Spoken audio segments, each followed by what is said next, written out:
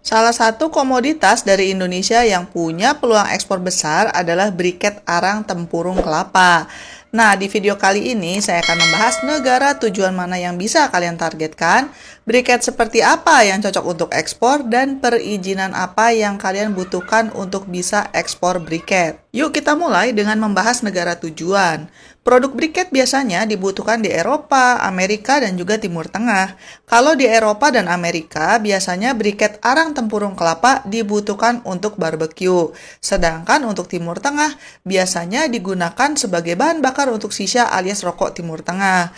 Biar bisa ekspor, briket yang kalian produksi harus memenuhi standar negara tujuan. Negara-negara di Eropa biasanya meminta kadar ash content atau kadar abu briket di bawah 2,3%, sedangkan kalau pasar Arab Saudi secara umum masih bisa menerima kalau ash kontennya 2,3%. Kalau soal bentuk, biasanya briket ini bisa silinder, kubus, atau heksagonal ya. Ukurannya bisa 1,5 cm, 2 cm, atau 2,5 cm. Khusus untuk pasar Timur Tengah, biasanya yang laku itu adalah briket bentuk kubus dengan ukuran 2,5 cm. Kalau pasar dalam negeri, Eropa dan Amerika biasanya tidak terlalu sensitif sama bentuk briketnya. Terlepas dari ukuran dan bentuk briket yang kalian sediakan, pastikan di setiap kantong produk kalian itu konsisten supaya terlihat profesional. Jadi dalam satu kantong itu jangan ada yang kecil, ada yang besar, ada yang kubus, ada yang bentuknya nggak jelas, semua harus konsisten. Biasanya ada 3 kriteria briket yang banyak dicari oleh buyer. Yang pertama adalah briketnya harus tahan lama. Yang kedua, briketnya tidak berbau alias odorless. Dan yang ketiga, briketnya tidak berasap alias smokeless. Untuk mencapai 3 hal ini, ada hal-hal yang harus kalian perhatikan pada proses pembuatannya. Hal yang membuat briket tahan lama adalah tingkat kepadatannya. Kadar kandungan air yang bagus di produk briket itu adalah 2%. Untuk mencapai persentase tersebut, maka kalian harus menggunakan 10% air dari berat arang. Terserah ya, apa kalian mau memanggang briket itu pakai kayu atau solar. Tapi setelah dicetak, kalian harus keringkan lagi karena biasanya produk jadinya masih agak lembab karena kandungan air yang tersisa di dalamnya. Pengeringan ini biasanya dilakukan menggunakan oven gas atau bara kayu, tapi semakin lama dikeringkan, semakin padat juga hasilnya. Sedangkan biar briket tidak berbau tuh ada 2 tipsnya. Yang pertama, kalian bersihkan batok kelapa dari serabut minimal 2 kali sebelum dibakar. Soalnya kalau masih ada sisa serabut kelapa di tempurungnya ketika diolah, maka briketnya akan bau saat dipakai. Tips yang kedua adalah gunakan tepung tapioka kualitas terbaik dan tepungnya jangan yang sudah lama disimpan di gudang. Kalau kalian perhatikan 2 hal ini, insya Allah bisa mengurangi kadar abu atau ash content dari briket tersebut.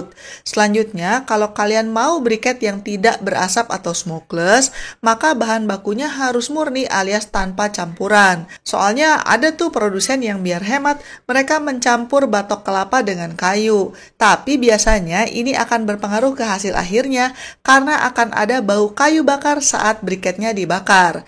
Dan ada baiknya sebelum kalian mulai mencari buyer, lakukan quality control internal dulu.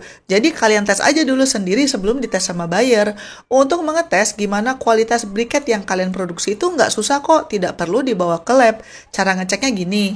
Sebelum briket dibakar, coba ambil satu dan goreskan ke tangan kalian. Semakin banyak serbuk arang yang nempel di tangan kalian, maka itu berarti kualitasnya semakin rendah. Kenapa? Karena briket yang bagus semestinya tidak terlalu kotor saat dipegang. Cara lain adalah dengan melempar ke lantai atau menginjak briket tersebut. Ini untuk mencari tahu bagaimana tingkat kepadatan briketnya. Kalau pas dilempar ke lantai atau diinjak briketnya banyak yang pecah, berarti kualitasnya rendah.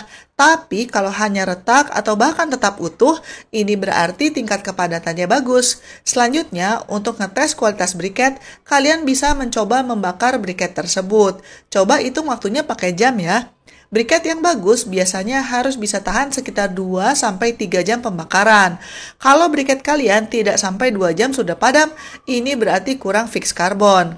Selama pembakaran, kalian perhatikan juga banyak asap nggak, bau nggak, karena yang dianggap bagus itu adalah yang tidak banyak berasap dan juga tidak berbau. Tes selanjutnya adalah setelah dibakar, kalian perhatikan deh warna abunya. Grade A itu kalau esnya itu abu keputihan.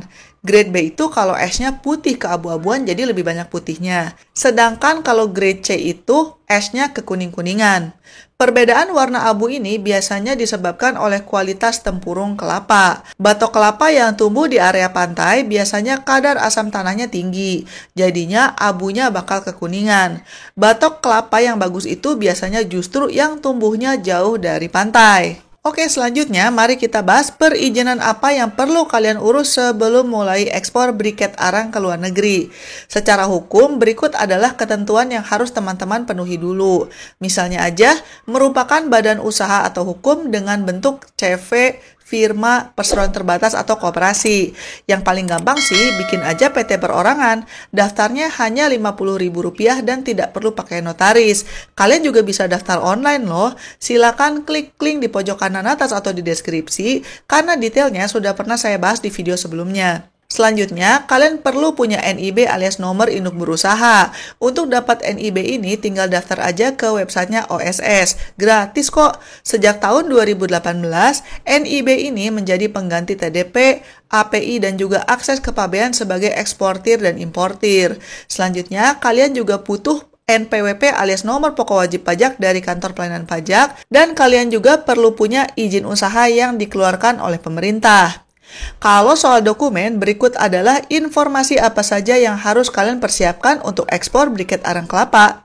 Yang pertama, kalian butuh yang namanya sales contract atau kontrak penjualan. Kemudian kalian butuh faktur perdagangan alias commercial invoice. Kemudian kalian juga butuh packing list yang mendata apa saja yang ada dalam kemasan yang kalian kirim. Kemudian kalian juga perlu pemberitahuan ekspor barang atau PEB, Bill of Lading atau BNL dari pengirimannya. Kemudian kalian juga butuh polis asuransi, letter of credit kalau kalian bayarnya pakai LC, dan kalian juga butuh surat pernyataan mutu atau quality statement kalau diminta oleh pihak importir.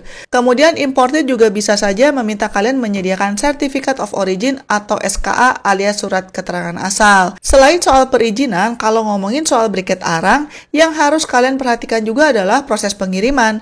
Ini dikarenakan briket dianggap sebagai barang mudah terbakar, jadinya butuh perlakuan khusus. Biasanya perusahaan pelayaran mensyaratkan bahwa briket arang perlu dikirim dengan menggunakan pendingin alias refrigerated container, kemudian perlu juga menggunakan thermal blanket, dan kapasitas muatannya juga tidak boleh terlalu padat. Kalau teman-teman mau tahu gimana caranya mencari buyer, silakan klik link di pojok kanan atas atau di deskripsi, karena sudah pernah saya bahas di video terpisah. Sekian dulu episode kali ini, dan selamat belajar ekspor impor. Bye-bye!